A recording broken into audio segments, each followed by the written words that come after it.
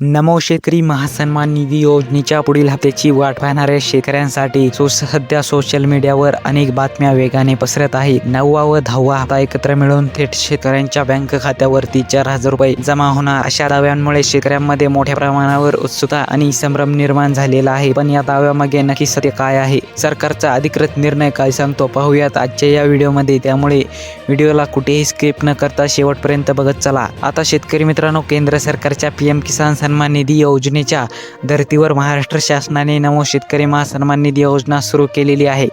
या अंतर्गत पात्र शेतकऱ्याला दरवर्षी 6,000 रुपये, वर्षाला 3 टप्प्यात प्रत्येकी 2,000 रुपये म्हणजेच की एकूण 6,000 रुपयांची आर्थिक मदत दिली जाते. सध्या राज्यातील अनेक शेतकरी बांधव 9व्या आणि 10व्या हप्त्याच्या वितरणाची वाट पाहत आहेत. दरम्यान विविध डिजिटल प्लॅटफॉर्म्सवर आणि सोशल मीडियावर दोन्ही हप्ते एकत्र म्हणजे 4,000 रुपये जमा होणार असल्याचा दावा केला जात आहे.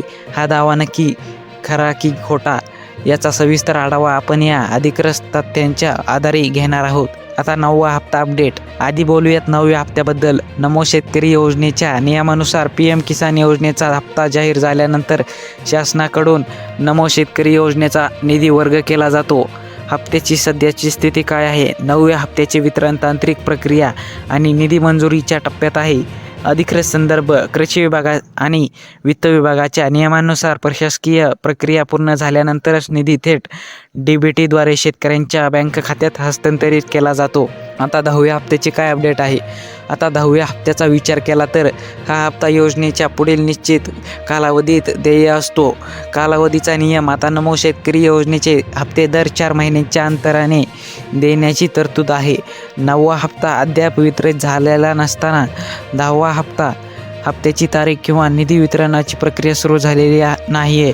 त्यामुळे 10व्या हप्त्याबद्दल सध्या तरी कोणतीही प्रशासकीय हालचाल झालेली दिसत नाही. आता सर्वात महत्त्वाचा प्रश्न म्हणजे 9वा आणि 10वा हप्ता मिळून एकत्र 4,000 रुपये मिळणार का? अद्याप कोणतीही अधिकृत घोषणा झालेली नाही. महाराष्ट्र शासन, कृषी विभाग आणि राज्य वित्त विभागाने 9वा हप्ता आणि 10वा हप्ता एकत्र देण्याबाबत कोणतीही अधिकृत शासन निर्णय, GR किंवा अधिकृत वृत्त प्रसिद्ध केलेलं नाही. सोशल मीडियावरील दावे. आता यूट्यूबवरती 4,000 रुपये एकत्र मिळण्याबाबतचे जे दावे केले जातात ते केवळ एक अंदाज आहे आणि अफवांवर आधारित आहे. तांत्रिक वस्तुस्थिती. आता बजेट वाटप आणि आर्थिक नियोजनानुसार सामान्यतः प्रत्येक हप्ता स्वतंत्रपणेच वितरित केला जातो. शासन विशेष निर्णय घेत नाही तोपर्यंत 2 हप्ते एकत्र मिळणे तांत्रिकदृष्ट्या अधिकृत मानले जात नाही. आता शेतकऱ्यांनी काय लक्षात ठेवायचे आहे?